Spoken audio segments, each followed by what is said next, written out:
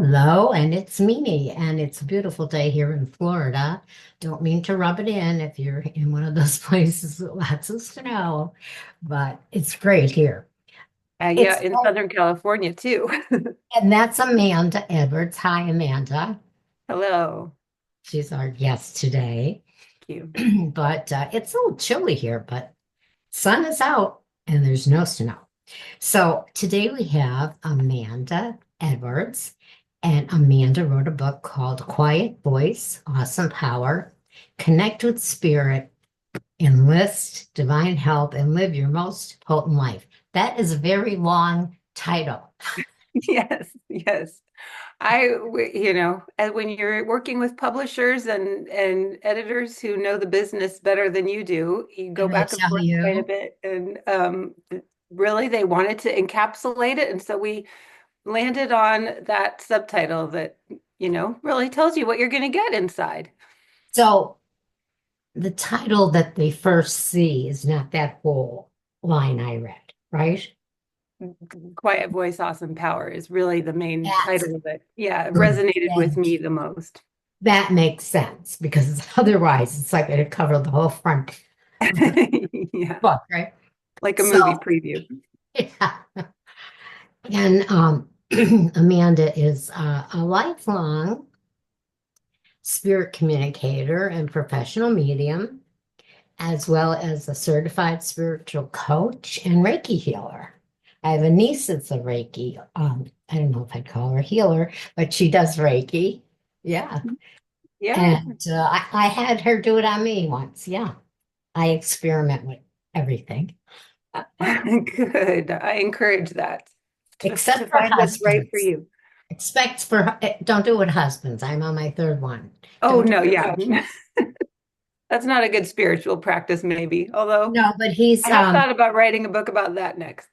yeah, well, I think I had to do that so I know when I had a good one. I'm with him 37 years, so it Oh, worked congratulations. That's great. out. So actually, your work focuses on helping people connect with spirit and find peace of mind. Is that correct? Yes, I think that's a really good way to describe it. I actually those are all elements of my work, and I also am a 9 to 5 professional in the nonprofit world. So I find that my work especially is accessible to people who want to incorporate their sense of their own spiritual being into regular everyday material life, relationships, work, a feeling of purpose. Certainly healing is a big part of connecting with our spirit, whether it's through a Reiki session, like a more formal healing session, or just in the connection with spirit in the sessions that I do. I find that healing is the first gift that we get from the messages that come through our spirit connection. And I really encourage people to learn how everyone has it. I don't even like to use the word medium with myself because I think it's part of our human nature to be a spirit, to connect with each other through spiritual content. And yeah, that's what the book is aimed to open up for everyone. And I believe that too. I think we have gifts that we don't utilize. We don't Definitely. even think about it. And I could share stories on that, but that'll be another time. So, Yeah. but share your journey to getting here, to being a professional medium and spiritual coach. How did that happen?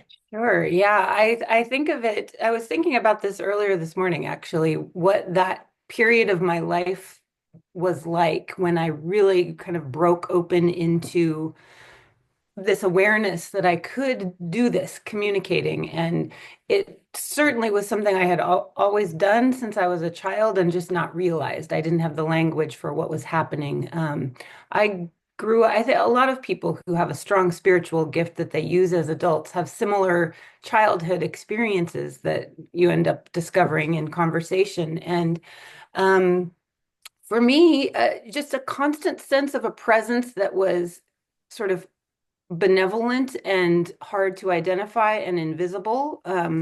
Sometimes went into the experience of feeling like I could hear other people talking and telling me things. And, I didn't have any mental illness. It was just being a regular kid. And I did have a really great imagination and a strong connection to nature. So when I was out playing, this was back when parents would just send us out for the whole day and just expect us to come back when we were hungry, which doesn't Oh, happen as with often us, anymore for kids. But our rule was when the street lights come on.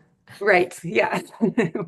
I think for us, it was just when you want to eat, then you come back. So, the, being climbing a tree and sitting in a tree, I felt like I was with another being. I just had that sense of communicating with animals that way. And even I would collect families of rocks and really kind of weird kid stuff. So, that was my early experience. And also, I had this really strong kind of devout spirituality as a kid that couldn't necessarily be explained by, it wasn't being forced on me by my family. We did go to church. It was kind of a traditional spiritual household in that we went to church on Sundays and at Christmas time.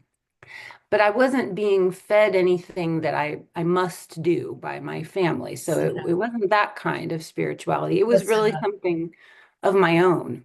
was it a Christian or Catholic Protestant church It or was yeah, the church I grew up in when I was really young was a small Lutheran church, and it was really tied to my family's yeah, cultural roots, our Scandinavian community yeah. where we lived. Um, And then through music too, choral music and instrumental music was really big in my household. And I always felt like I was connecting to something bigger than myself through music. So those were just some of the little early experiences. And then as an adult, I would say I ended up finding myself in this fast moving stream. In my mid 30s, really, when I had three small children.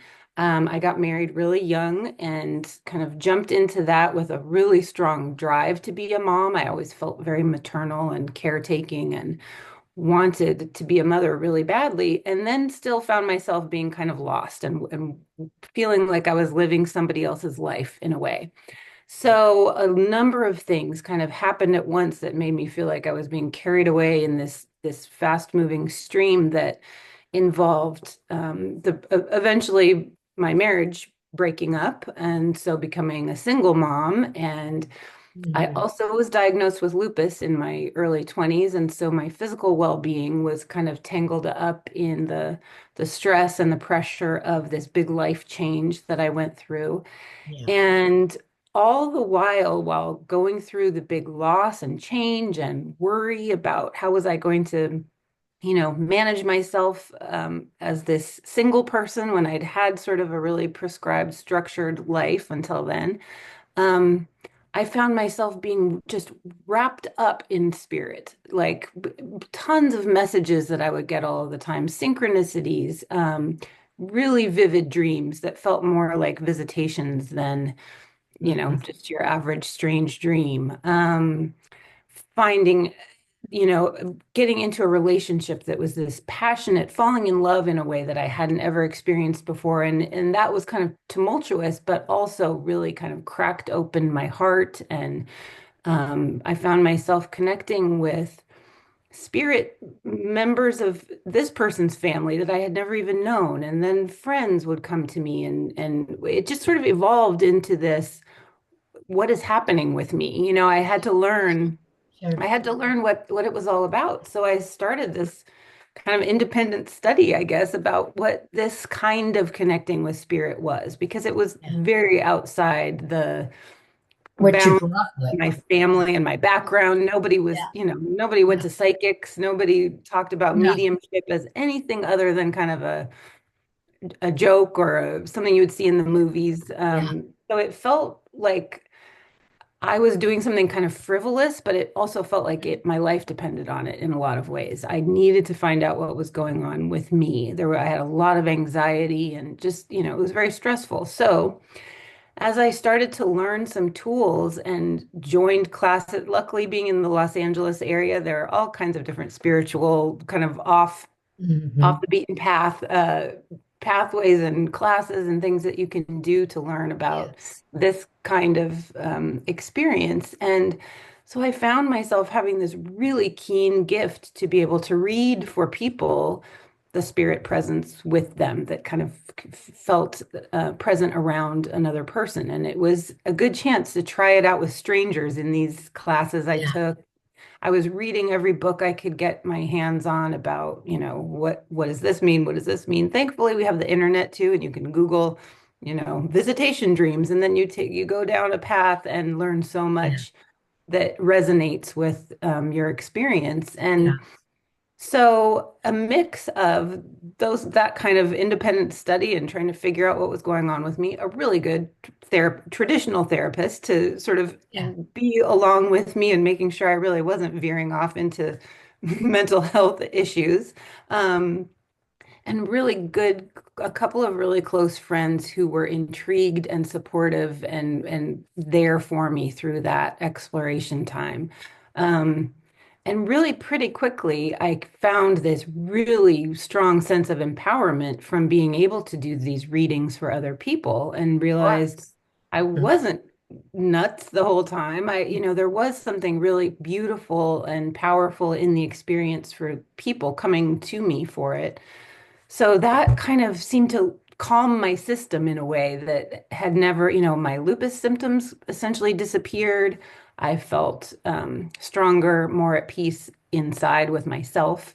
I continued being a mom and a professional in a day-to-day, work environment and pursued things that I cared about. And this spiritual side of my work really grew and blossomed. So I would say the book was essentially born out of in as a lot of people found COVID times when we were all shut down from our regular day-to-day lives. Yes. I And next found myself, question. yeah, wanting to connect with people and created an online workshop that came Hmm. from my work with spirit and had always loved writing. My nonprofit work is very much in writing and communications also, so it was a natural fit to turn that work into a book. And I've been so enjoying talking to people about it and what it lights up for them and realizing how many people do have that similar, experience of some sort with spirit.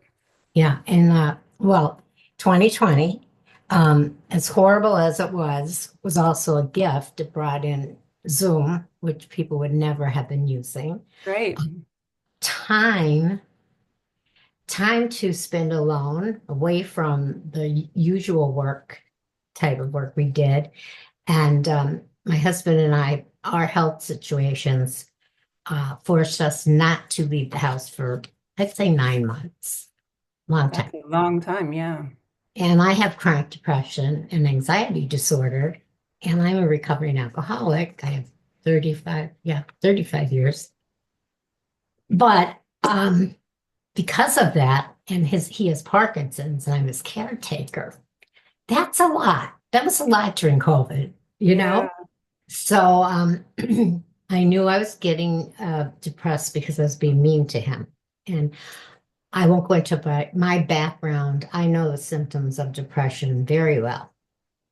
There's a lot of mental illness in my family, and I worked with people with disabilities, and oh, I know what this is. So I got help right away.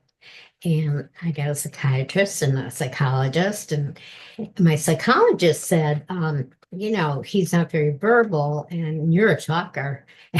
You know, why don't you write something? I said, Mhm. well, I sat down and I wrote my life story, Raised by Wolves, Trapped by Demons. And next thing you know, I published on Amazon and I wrote 3 more books. Oh, good for you. That's a lot. It did feel long during COVID, but that's a lot to produce in the amount of time. And it's also at this, what some people would call the last quarter of the game at my age. Oh, yeah. But, I needed it. I needed that. I needed an identity because I was Hmm. losing my identity and becoming a nurse and a caretaker. And with my mental situation, it would have brought me down.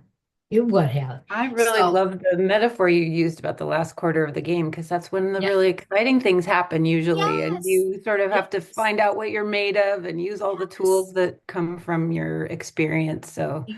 And what you said too about gifts, everyone has gifts, but if they don't, they have to be in a place to find them. So when I drank, when I was in those years of drinking, I was self-medicating and I was numbing feelings. So mhm. there's no way I could find gifts over Connect to those things, right? right. Yeah, And now it's like I found some gifts through the writing, through the podcast, and it's quite empowering. It really is. And it changes my whole view of the world and people and I what love that. is and what Yeah. isn't. I So, find that's what yeah, the spirit sessions really do. I mean, often we are connecting with someone they loved who's passed away, or, that's sort of the initial reason that someone comes to me. But then it usually ends up being about the person sitting across from me and their gifts and what the yes. messages are trying to, empower within them. So. So how do you do that? How do you help people connect with spirit and enlist the divine help in their daily lives? Like, how do you work with them? Yeah, you really need to meet everyone where they are. So it depends a lot on the person. And that was another good reason to put everything in a book because it gives you a variety of exercises and tools that you might try. And what works really well for one person may not be as effective for another person. But when I'm working like in a mentoring session with people, which I often do, um, one thing you identified about the time when you were drinking and it sort of cut you off from your natural abilities. I really encourage people to start with this physical body that you're in and to start with the most healthy, we all deal with different, I've had an autoimmune illness. A lot of people, we get addicted to coffee or we do other kinds of substances that sort of our food system is, complicating our health a Yeah. lot of the time. But Mhm. the best care you can take of your body, starting with that, clean and tuned in tool, because this is the apparatus we have to be able to use and really connect well with the sensations in your body and what, changes in your breathing or your heart rate feel like. And really being able to be quiet with yourself a little while, like you were saying during the pandemic, we had to suddenly kind of be alone with our thoughts. And a lot of people did sort of numb that with different substances. And so I encourage people, as many people as may, find spirit having a, enlightening experience with plant medicine or a drug or something that they feel like they've seen God after, doing some sort of substance that they've Yeah. taken. Hmm. That's okay. There's a place for that. It's not my particular method, but I always feel like people need to make it a day-to-day practice with their own healthiest body. So, you may have an enlightening moment, but it's hard to retain that spiritual pathway unless you're really taking very Right. good care of your body. And One, then, oh, go you ahead. know, Yeah. from there, I actually say that the nature taking its course and just the sense of asking, we're asking for spirit to be involved in our day-to-day experience. We look for signs in nature or pay attention to the meaning in our dreams and just little things like that that you can do start opening up the gates, to that big stream that I experienced myself. So that's just Yes. a little bit of a starting place. And then it can get, Yeah. really Yeah. more intricate and complicated when people work with me over many months. We do all kinds of different fun practices. And, as soon as you start opening the door to spirit, you find that there is really something there meeting you and it helps you keep going. Oh, yeah. I find out a lot of things because I meet a lot of people uh, like you or doing similar things. And uh, I also belong to a spiritual community, not a church. Mhm. Okay, Unity of the Palm Beaches. So we are into meditation and prayer and mindfulness and all those things, which helps a lot with my life. And I dream. I've always dreamt a lot, but I have an amnesia period of my life from 5 to 11. Mm.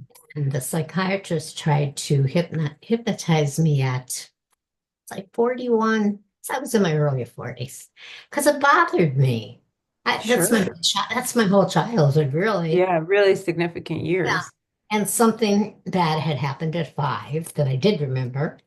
And he said to me, he tried, and he said, "You're one of those people that just can't be hypnotized. Probably you're on guard." Mhm. And he said, he said, the brain sometimes knows better than you and is protecting you with that amnesia. It doesn't want you to remember. Maybe it doesn't think you can handle it, whatever it Mhm. was. So I dream a lot and I dream every single night. They always have plots and a cast of characters and details. And I usually get woken up before I get to the end, which I'm always so upset. That's frustrating, isn't it? Yeah. Yeah. And I remember every single detail. And my counselor, my psychologist said, that's not everybody. They don't do that. Oh no, I know. I'm always surprised when people say they really don't dream. I think everybody dreams. They may They just don't not be remember. connecting to Yeah. it. But So obviously my brain is working in overtime to go through a lot of stuff. And it'll come out when it's ready to come out. But I explore a lot of pathways. One of those was Reiki. I have a niece and she does Reiki and she works with the bowls, the singing bowls or whatever you call oh, them. sound to yeah. Hmm. Sound bowls. Yeah. Beautiful. Yeah. Yeah, she's doing well with that. So tell me about Reiki with you because I think you use Reiki in your practice. I Yes? do. Yeah. People can choose whether that's something they want to have a formal Reiki session or a spirit reading, or I do a combination session, and that's kind of cool because we do Reiki is a silent practice. There's not really talking involved in it, but some people love to So have hard for me. the yeah, yeah. Some people love to have the talking session afterwards. And Yes. when I went through the Reiki training just for myself, to learn about what that was about, I felt very drawn to it.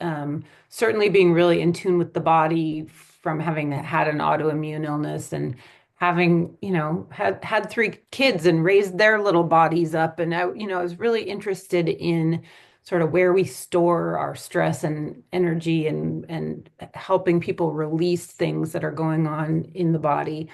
So the more I had that training and then was still continuing with my spirit sessions, I found I am constantly reading people based in what is happening with them physically.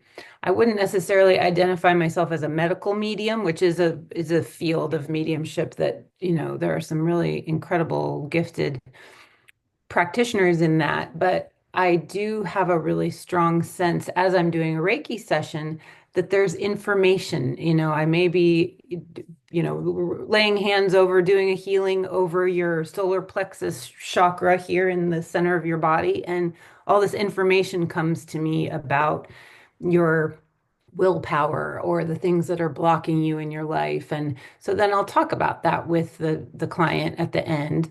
And it becomes sort of this whole holistic way of approaching what they're dealing with in their lives. So it's a healing and a sort of spiritual counseling is the way I look at it. Yeah.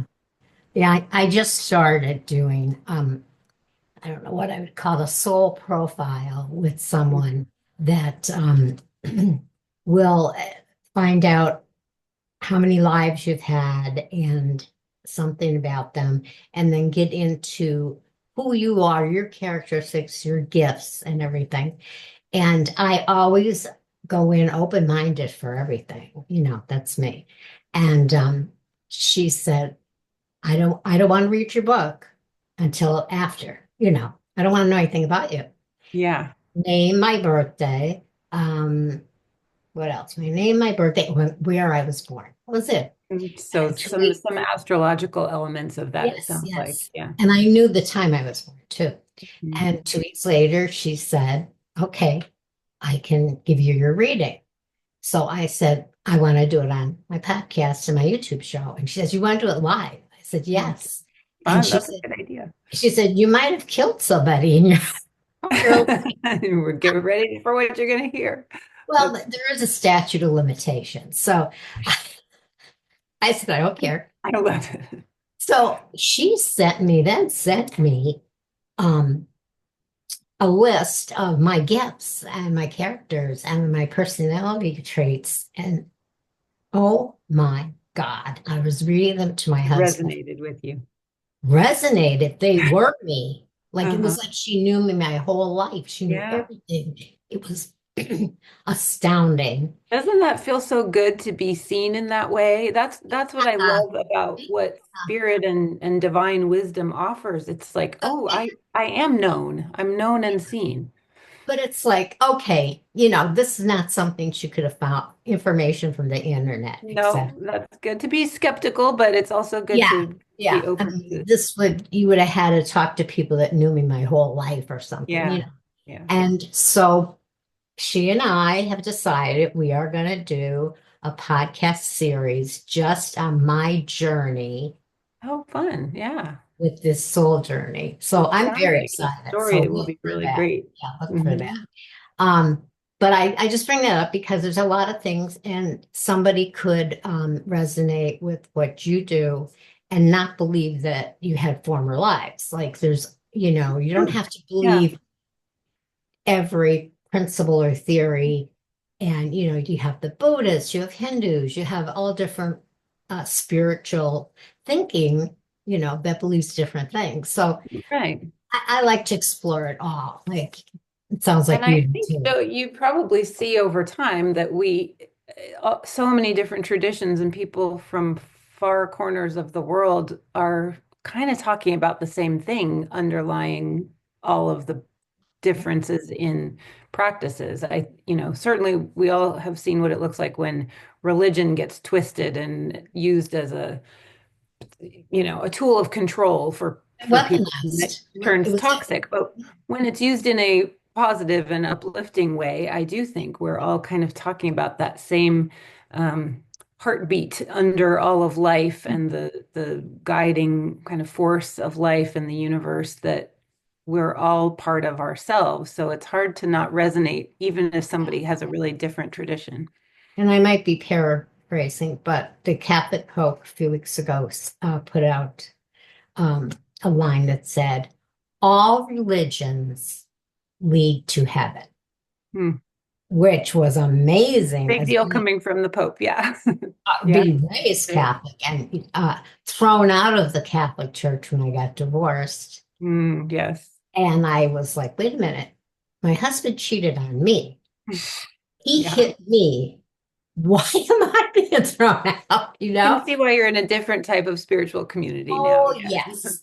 Yeah. So talking about all that with your clients in defining their spiritual path and living with their power and purpose, like how do you find the way to work with them?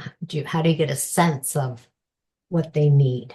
Yeah. I think it probably, I haven't really thought about this exactly this way before, but would say one of my gifts is the ability to connect with the essence that matters about somebody. So I'm able to sort of get to the um, core truth about someone's journey or what's going on for them without getting tangled up in the details of, the background differences or, what their beliefs are. I think I try to help people do a little belief inventory for themselves so that they might see what beliefs they've acquired from others that may be getting in the way of their own sense of their spirit power. Um, Exactly. Yeah. I think a lot of our beliefs are coming from other voices. And so starting with that, in addition to what I said before about the physical body and just knowing yourself really well, knowing your beliefs and what they come from and whether they're serving you or not serving you is a really important part of the process also. Um, I happen to really think, like you said, there are so many different things that could be going on, past lives, different influences. I come from a really sort of scientific and highly educated community where I grew up. And so the idea of talking about spirit being a real force in our lives is really looked on as, oh, well, there's no scientific proof of that. So let's get back to the serious topics.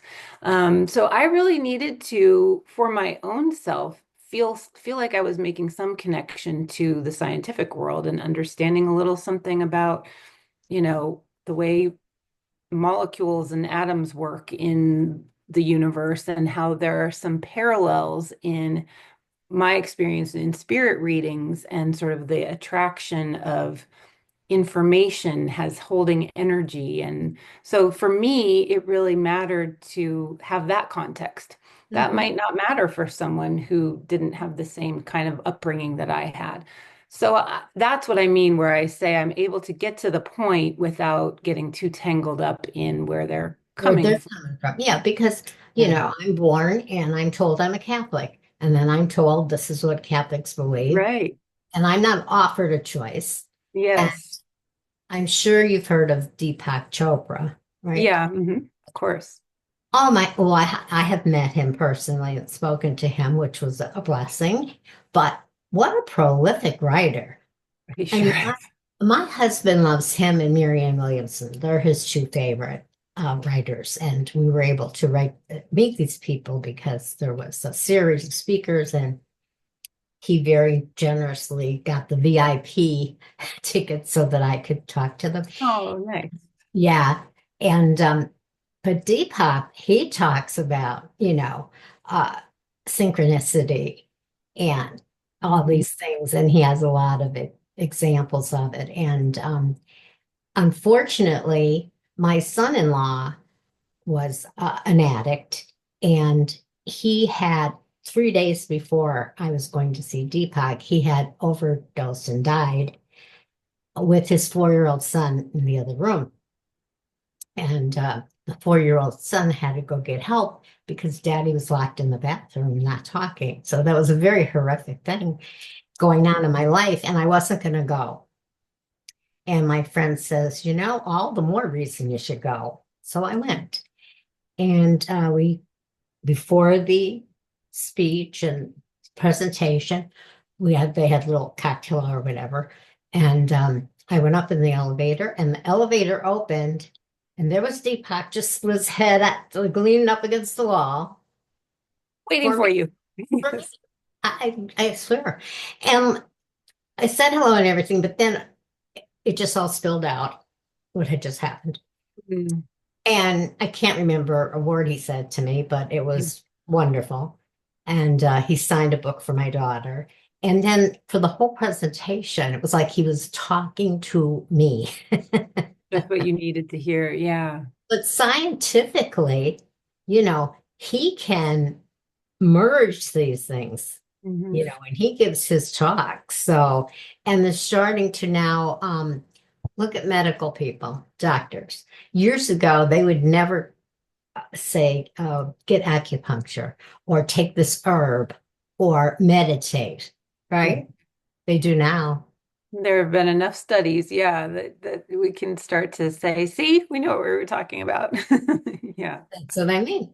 And that So, is important. I do feel like it's a great sign of progress that more research has gone into things like mindfulness and meditation. My kids had a mindfulness practice in their elementary school, which was a beautiful thing. And yeah. I've done a lot of work over the years with people who are incarcerated and juvenile incarceration, especially, and mindfulness and time in outdoors in gardening and things like that have been studied in the carceral setting as huge benefits to the restoration of the individual going through those really traumatic experiences. um, and I believe that when we see people act out, it is an acting out of a traumatic separation from their divine selves. So Absolutely. Absolutely. that's I definitely agree with you. And I'll share one. last little tidbit about myself that sort of pulls this together. Um, this woman that I'm working with, she said, your first life, you were a female gladiator. I, Cool. I went, oh, that fits my personality, really. It does. Yeah, And she that's said, great. and you were good and you were known for it. You were well known. And the Pope, not the Pope, the Emperor of Rome, yes, in 200 AD decided he did not like women being gladiators and he banned it. He said, no more of that. He barred that. Now, jump to my fifth life, which was the one before this, and it was the only time I was a man. I was Mhm. always in the form of a female, except this one time. And for some reason, this man was not very outspoken. And because he didn't speak out about something, his wife died. Now this is, you got to take this with a grain of salt. You don't have to believe it. I just think it's interesting. So this life, I come back as a woman, and I never keep my mouth shut. Yeah, you just learned from that. That's what I'm Yeah, saying. And the female gladiator in my past lives, I think, is the reason I got through two abusive marriages that's and strength. functioning Absolutely. I think that's alcoholic. such a great, like you said, whatever you believe about the specificity of it, those Yes, stories are doing something powerful for you. You're identifying with those pieces of the yes, larger story that we all share kind of universally, and everything is a lesson. I think if we can look at our lives and our yeah, troubled relationships or our challenges in work or whatever it might be, even these kind of more global things going on right now that are having people really stressed out, if we can step back into the perspective of spirit once in a while, it all becomes a really instructive lesson and a chance to yeah, expand our yeah, own abilities and wisdom. And yeah. so I love that set of five people that you have to learn from that I think so you because feel are part of you. Yeah. now like it's only been maybe a week or two that I know this, but A lot to it's digest. yeah. But I find myself, if I'm having a tough day, I'll say, look, you're a gladiator. You can do this. Exactly. Yes, I love And that. Such a gift. so I use that information, whether it's true or not, to give me a little impetus in my everyday life. And I had a woman tell me, a physical therapist, where I go for physical therapy, who she's not mine, but I talked to her a lot, and she read my book. And she's a single girl. She's young, and she was saying how tired she was and glad it was the weekend. And she said, when I'm home and I get home from work and I make dinner and then I plop on the couch and I start moaning, bitching and moaning to myself, oh, so tired. She said, I think about you and I think about your book and I think about what you went through and it snaps me out of it. I Isn't was that like, great? if I did that for one person, gave them that little lift they need for their day, you know? So Exactly. you never know what's going to help somebody, but it could be something just like that. And I was honored and very happy to Yeah, hear I that. don't know what that phenomenon is, that how much it feels good to you to know that you've given that way to another person. I think that's a really important lesson for everyone who feels who when you're in a depressed state for Mhm. sure that's a time when it's hard to imagine giving to another person, but that tends to be, even if it's just the little smallest thing, like you're feeding stray dogs who walk by your Yeah, house or whatever it is, the giving of yourself out into the world ends up being so healing and restoring for it you. is. So, And person's doing my soul profile and working on different things that we're going to do the show. She started reading the book now. Now she can read the book. you know, So she can, yeah. so I don't she like to know about my clients before no, sessions either. that's right. I just So get their first name. yeah, she emailed me and she said, I'm a third of the way through your book and I'm already exhausted. by what you've been through. Yeah. Like, yes. Yeah. That's But incredible. so it is like, I tell people when I tell them about the book, I said, it starts off kind of sad and dark and like not fun to read, and then horrible, and then it gets worse. And then you see that me, the heroine, if you want to call the protagonist, whatever, starts like doing things a little differently, finding pieces of light, doing things a little differently. And then the story gets better, and it is a spiritual journey, the story. It Yeah, it really sounds is, and like it it. comes out on a really good ending and a good Well, point. I commend you actually for going to the darkest places and being willing to share those. I tend to be I actually do this probably as a self-protective measure, but when I go through something really hard, I tend to forget about it. I genuinely have to be reminded, oh, remember when that thing happened to you? And I think, oh, yes, I do remember it now that you mention it, but I tend to sort of keep my eyes pointed forward. And then I find sometimes I'm probably sort of making my own story more rosy than it actually was Yeah. because that's just my tendency is to put things behind me and not dwell there.